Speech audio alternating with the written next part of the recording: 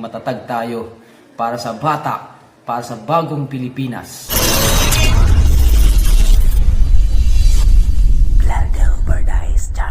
Yes, good noon mga igsoon. So alas 12 na po, wala na po tayong mga estudyante. Ano? Wala na. So tapos na natin klase mga igsoon. So adi, medyo second week pala taton na klase pero medyo paas na kita kay natigdang good man kita. Pero since naguro tayo, hindi tayo manihimagod sa pagturo, sa pag-mold ng ating mga pupils para po makamit natin yung bagong Pilipinas, matatag na bayan, matatag para sa mga bata.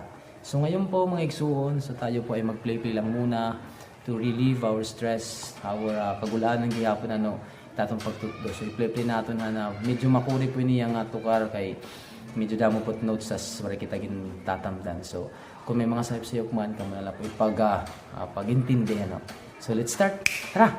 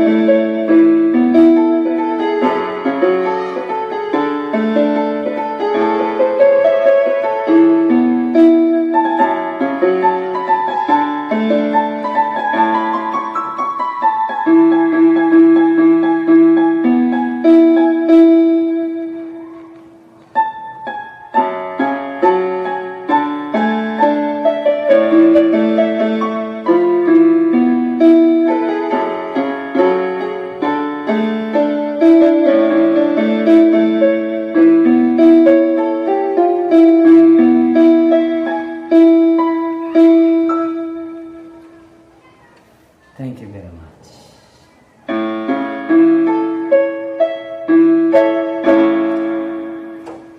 Alright mga igsoon, so pamamalas kita kay tungod nga alas 12 gud man liwat tapos medyo makuri ang mga notes. Itong kanta, I think, I'm not sure kung ang title to River Flows in You. So just comment down below na lang ang exact na title to Pero I hope na na-entertain ta kamo na paibsan gihapon ang mga nagkikita, anira mga kamingaw, anira mga kabudlay, anira stress gihapon. Maupay nga qualityhan organ na gindonate ni Dr. Bruce ngayon Miss Monica Martinez. So I hope guys na marami pang pong mga bata ang maturuan natin sa pagplay ng different instruments. Mayroon po tayo dito yung flute, tambourines, harmonica, guitar, ukulele, organs, as may dabalot kita didi drums na kadilaan na nato sa nga estudyante Kyle Kubian. So very supportive po niya parents. So ginpahuramlaan niya drums para po makakag-perform kami permanente, makakag-practice kami permanente hit mga different songs na kaya namon may hatagayo to serve and to offer to all the subscribers, to all the watchers na ma-entertain po kamo tamon mga munting mga awitin naging play para iyo.